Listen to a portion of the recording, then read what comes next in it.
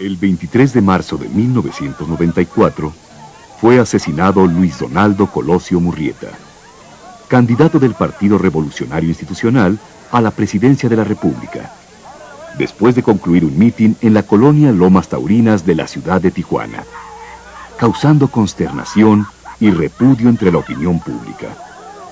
Mario Aburto, señalado desde el primer momento como su agresor, fue aprehendido en el lugar del crimen al instante de cometer el ataque y sentenciado a 45 años de prisión. Sin embargo, las lesiones que presentaba Luis Donaldo Colosio originaban dudas, pues se observaban un disparo en la cabeza que iniciaba su trayecto por el lado derecho y un segundo que penetró en la parte izquierda del abdomen. Desde 1994, la corresponsabilidad del caso del homicidio de Luis Donaldo Colosio ha recaído en 4 procuradores y el mismo número de subprocuradores especiales. A lo largo de las pesquisas, se han planteado 2 teorías sobre quién realizó los disparos.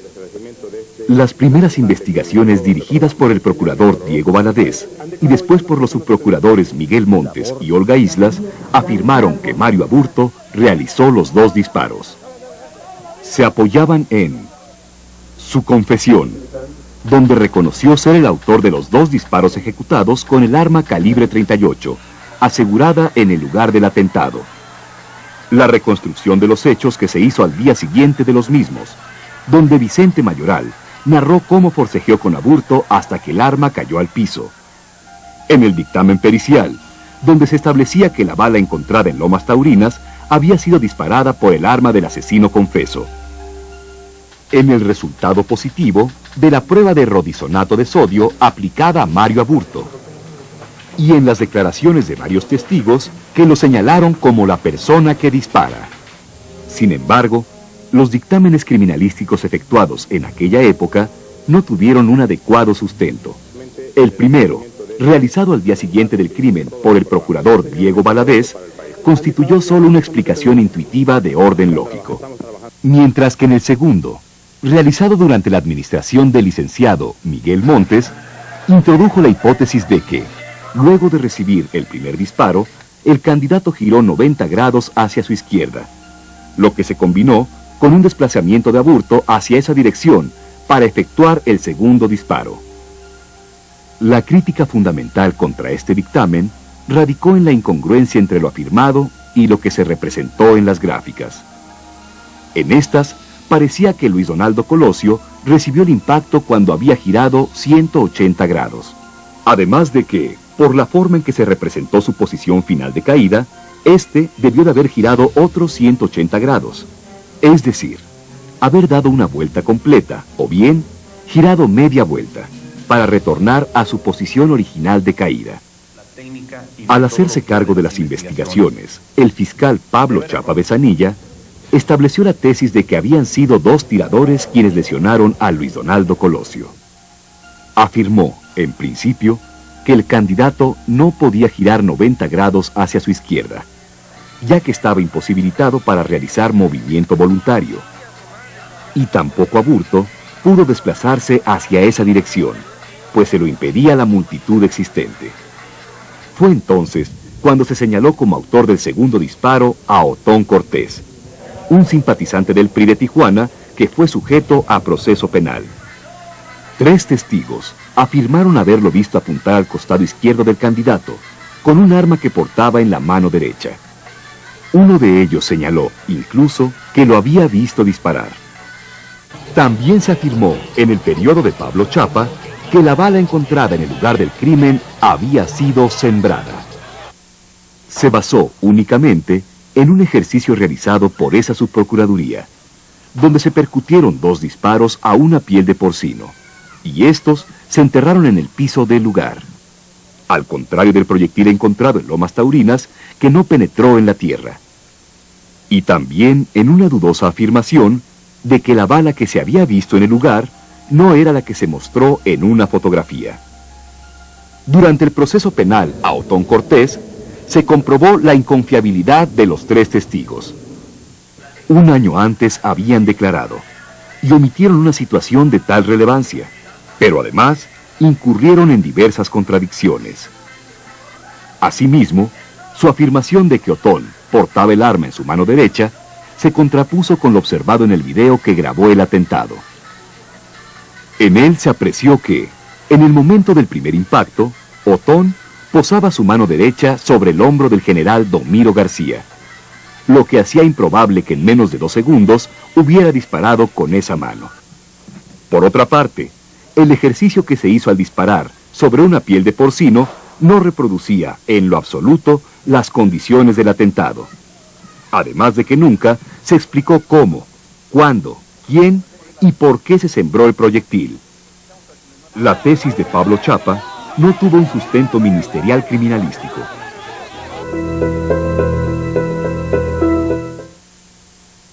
Los peritos de esa época nunca determinaron cuál era la posición que guardaron la víctima y el agresor al momento del segundo disparo, ni quién hizo este. Solamente infirieron que si la herida fue producida por el lado izquierdo del abdomen, la persona que la realizó debió haber estado de ese lado, en cualquier posición que el candidato hubiese tenido. Como consecuencia de lo anterior, y ante la debilidad de la tesis, el juez que conoció el proceso de Otón Cortés emitió una sentencia absolutoria a su favor. Ante las fallas de las anteriores investigaciones y las declaraciones ministeriales que no aportaban gran cosa para aclarar quién había efectuado los 2 disparos, la Cuarta Subprocuraduría Especial del caso Colosio, a cargo del licenciado Luis Raúl González Pérez, estableció que como estrategia de trabajo se privilegiaría el aspecto pericial, es decir, validar la investigación con bases científicas y técnicas, apoyándose en instituciones nacionales e internacionales de reconocido prestigio. Por lo que la Subprocuraduría se dio a la tarea de recabar todas las evidencias del crimen. Los videos que grabaron el mitin, el proyectil, el arma de Mario Aburto, la chamarra que vistió ese día Luis Donaldo Colosio y la camiseta de Héctor Javier Hernández Tomasini, un elemento del grupo de Vallas y Porras, formulándose así la premisa: ¿quién efectuó los 2 disparos contra Luis Donaldo Colosio? El doctor Arturo Villarreal Palos, coordinador general de investigaciones de la Subprocuraduría Especial, explica cuáles fueron los primeros resultados obtenidos acerca de la ruta de custodia que siguió el arma de fuego utilizada en el atentado, y que ayudaría a esclarecer las circunstancias del crimen.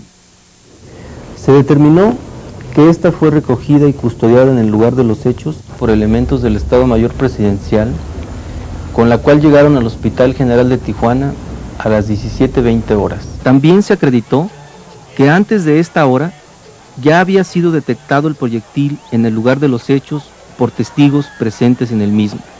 Esto demostraba que el proyectil no fue sembrado, como aseguraba Pablo Chapa, para sustentar la teoría de los 2 disparadores.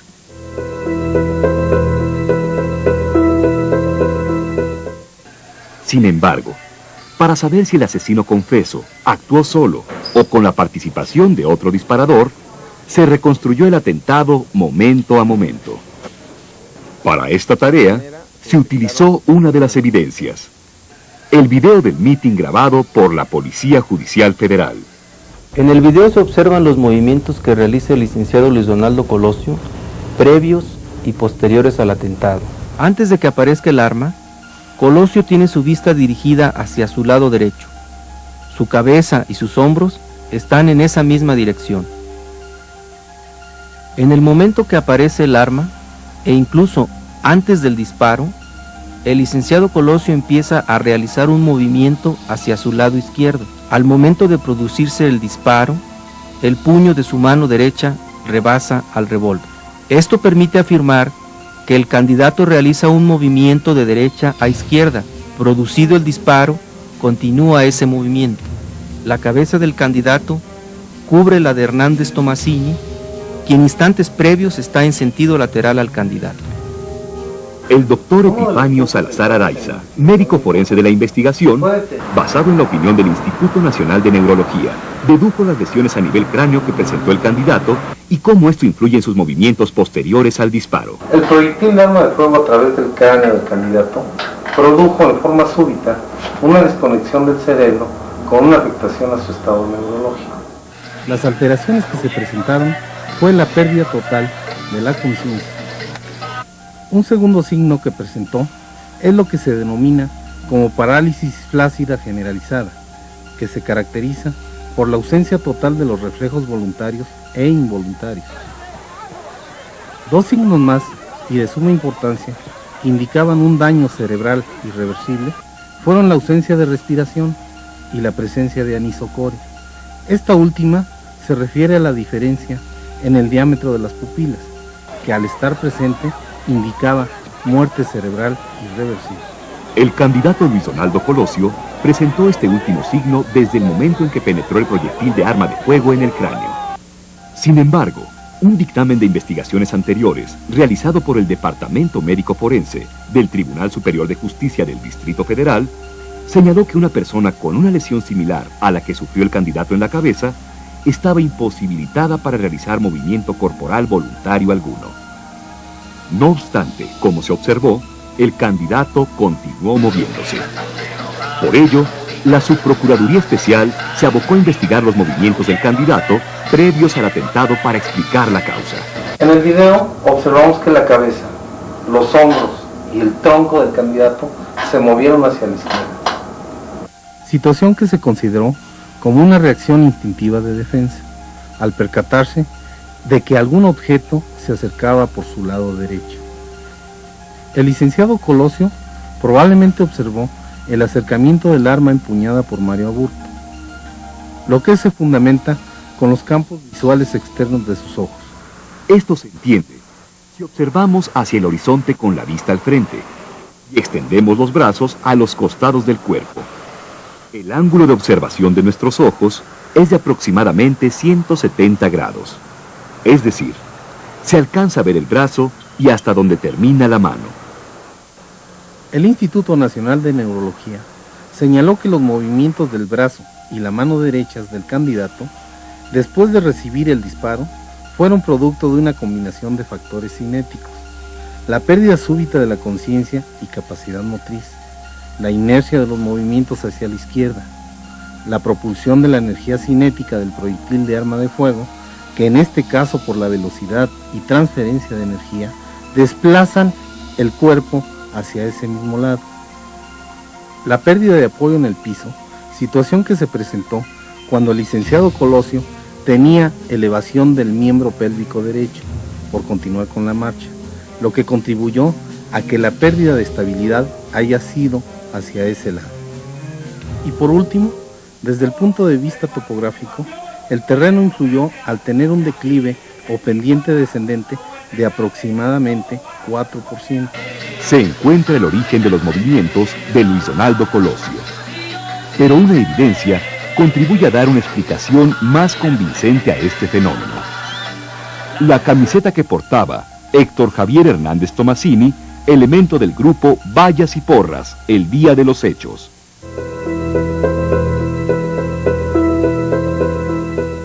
En el video observamos que una vez producido el disparo, la cabeza del licenciado Colosio rebasa a Hernández Tomasini y luego se pierde la imagen.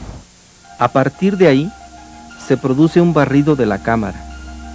El camarógrafo que graba esta toma no era un profesional. Ante la sorpresa del atentado, él trata de ver los hechos con su vista y despega el ojo de la cámara, lo que hace que se produzca ese movimiento. Una de las primeras escenas que graba después la cámara, cuando se estabiliza de nuevo, es el lugar donde está siendo auxiliado el candidato. Ahí aparece de nuevo Hernández Tomasini.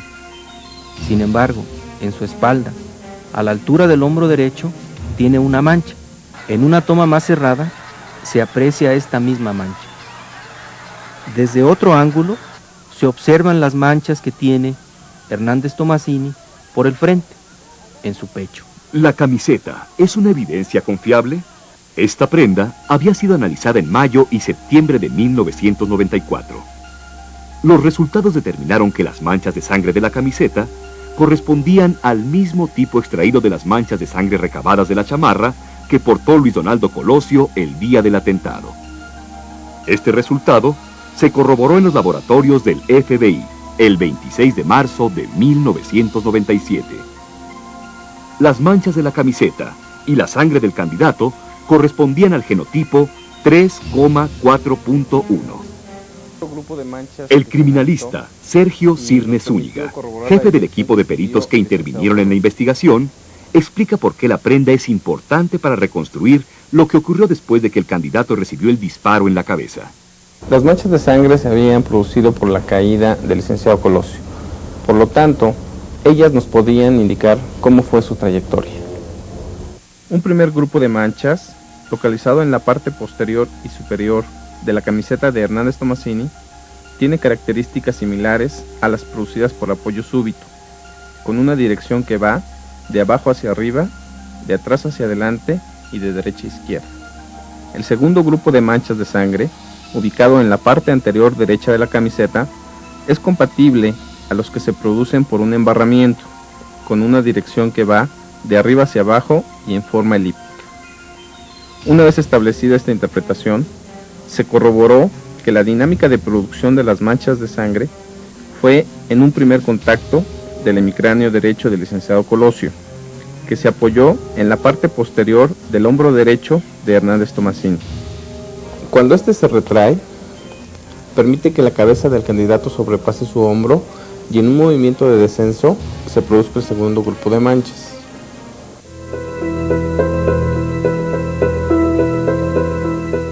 Las siguientes incógnitas por resolver fueron: ¿hacia dónde cayó Luis Donaldo Colosio y por qué en esa dirección? Para determinar así quién ejecutó el segundo disparo.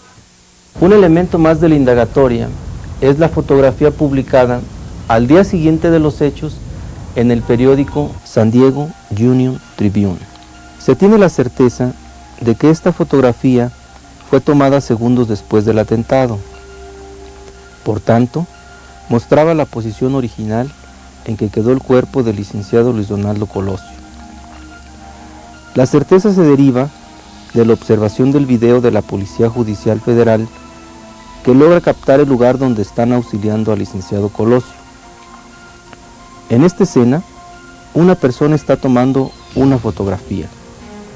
Esta persona es Robert Gautier, el fotógrafo del periódico San Diego Union Tribune. La fotografía y los videos ayudan a determinar la dirección en que cayó el candidato después de resbalar por el pecho de Hernández Tomasini. El experto en computación, Alberto García Huerta, explica cómo se analizaron estas evidencias para establecer la posición en que quedó el candidato después de los dos disparos. En esta fotografía se localizaron unas franjas luminosas que atravesaban la imagen en su parte media, en sentido casi horizontal. Estas franjas luminosas fueron caracterizadas como rayos de sol filtrados entre la multitud. Las dos franjas permitieron inferir la orientación general de la escena. Por la hora del atentado, que ocurrió a las 5:12 p.m. hora de Tijuana, o 7:12 p.m. tiempo del centro, según el registro del video de la Policía Judicial, el sol se encontraba cercano a ocultarse en el horizonte, lo cual sucede en el oeste geográfico. El hecho de que las franjas luminosas estuvieran incidiendo de derecha a izquierda permitía inferir que el oeste geográfico se encontraba del lado derecho de la fotografía. El paso siguiente fue determinar la hora exacta en que el sol alcanzó el oeste geográfico en la ciudad de Tijuana el 23 de marzo de 1994. Este dato se obtuvo a través de un paquete utilizado en investigaciones astronómicas, y después se calculó la diferencia angular para obtener la posición exacta del Sol a las 5:12 p.m. Posteriormente se reprodujo la imagen de Gautier en una versión tridimensional, apoyados por paquetería especializada. Los datos numéricos de la orientación del Sol, obtenidos por programas de simulación astronómica, fueron integrados a la imagen tridimensional y se determinó de manera precisa la orientación final del candidato. Sus piernas estaban dirigidas en promedio hacia el nor-noroeste. El tronco se apreciaba hacia el sur-suroeste y, de acuerdo a las determinaciones de los criminalistas y médicos legistas, su cabeza, que no se aprecia en la imagen de Gautier, debió haber estado dirigida hacia el sur-sureste. Esto significa que después de resbalar por el frente de Hernández Tomasini, el licenciado Luis Donaldo Colosio cae hacia adelante y a la derecha de donde viene caminando. Esta conclusión fue avalada por el Instituto de Astronomía de la UNAM y el FBI, quien corroboró los cálculos con expertos del Centro de Vuelos Espaciales, y se confirma con otras evidencias de tipo criminalístico.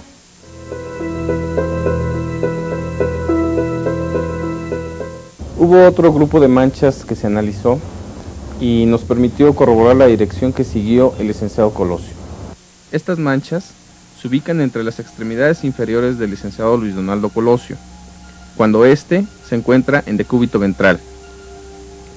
Sometidas a una interpretación criminalística, se determinó que son compatibles a las que se producen por un goteo dinámico.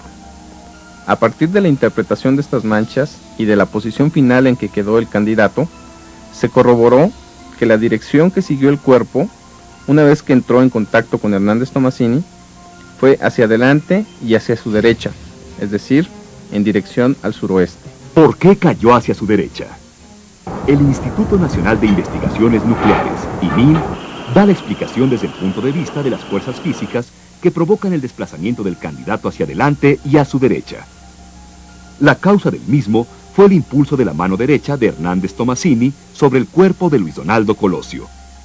Hasta este momento se ha reconstruido la posición final del cuerpo del candidato, pero se obtienen otros resultados que revelarían más datos.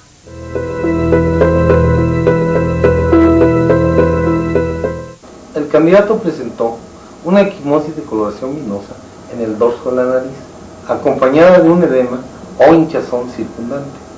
Y 4 escoriaciones puntiformes, localizadas en la misma región y de predominio derecho, que indicaban el contacto con una superficie dura. Aunque el licenciado Colosio presentó una pérdida total de los reflejos, su caída no fue de frente. El apoyo que tuvo con Héctor Javier Hernández Tomasini y la desviación hacia la derecha le impidieron un contacto directo sobre la superficie del piso. Además, si la caída hubiese sido de frente, con la influencia del declive del terreno y el apoyo sobre su superficie, el licenciado Colosio debía haber presentado escoriaciones lineales de mayores dimensiones y en un área más importante de la cara. Las escoriaciones en el dorso de la nariz permiten establecer que la caída fue hacia adelante, a la derecha y en sentido lateral. ¿En qué tiempo llegó al piso? Este dato se obtuvo en el ININ.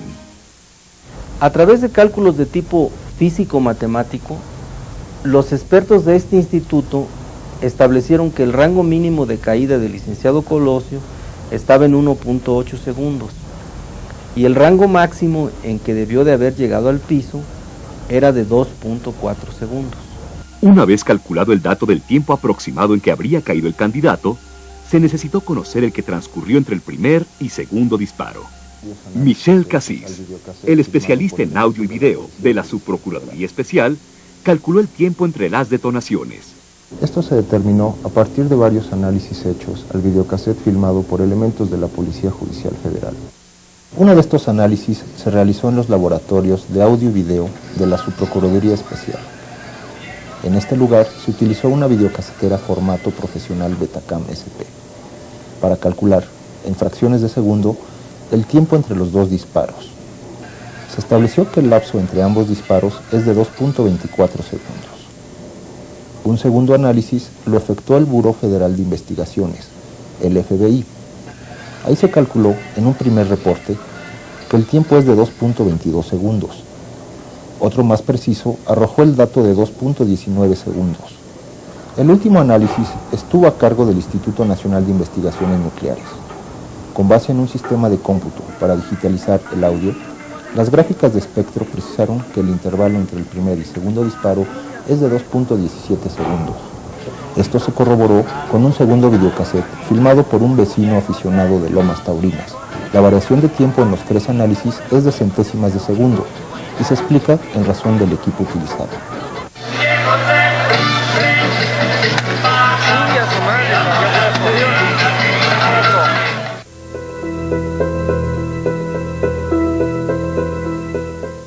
a poco, se descubre cómo se dio el segundo disparo. Uno de los puntos centrales en la investigación médico-forense fue determinar cómo se produjo la lesión en el abdomen.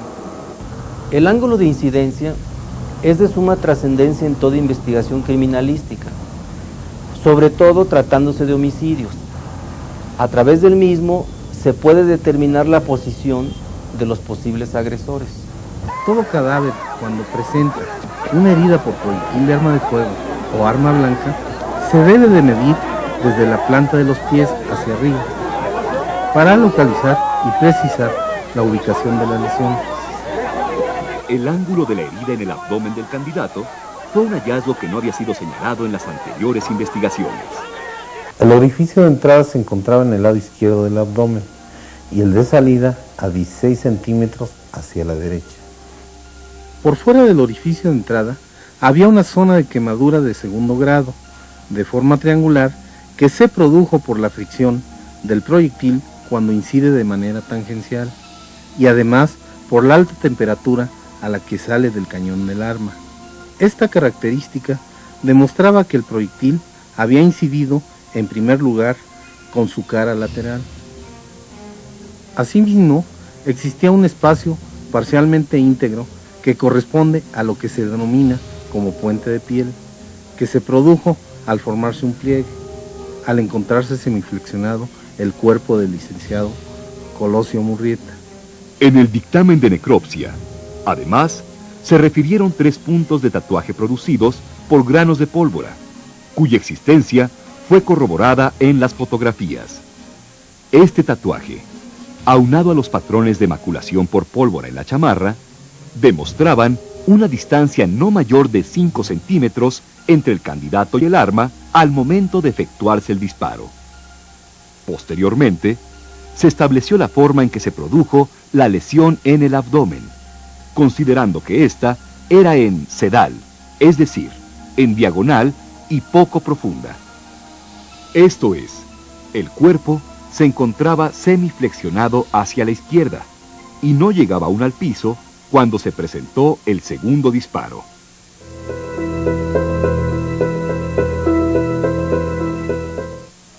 Hasta este momento, solo podíamos referir que la dirección del disparo fue de izquierda a derecha y ligeramente de arriba hacia abajo.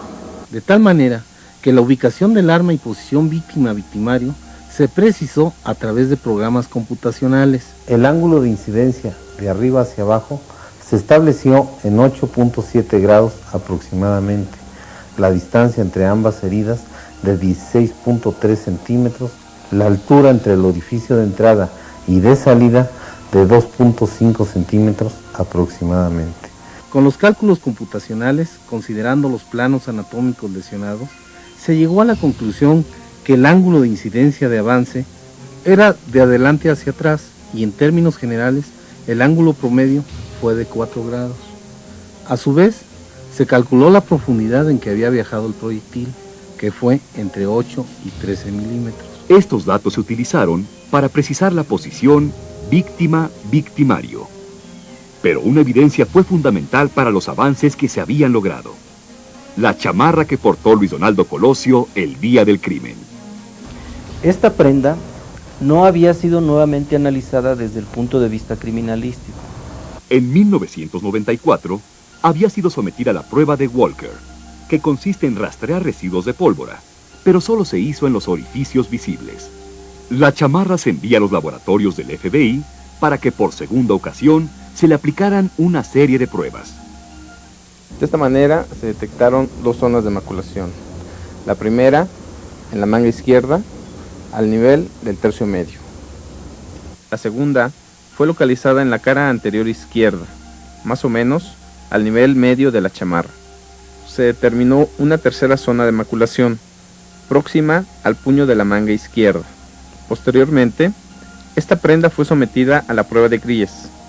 Al igual que la de Walker, establece los residuos consecutivos a la deflagración de la pólvora. Y se encontró de nuevo una tercera mancha en el puño de la chamarra. Una vez localizadas las zonas manchadas, los peritos se abocaron a investigar cómo se realizaron los disparos.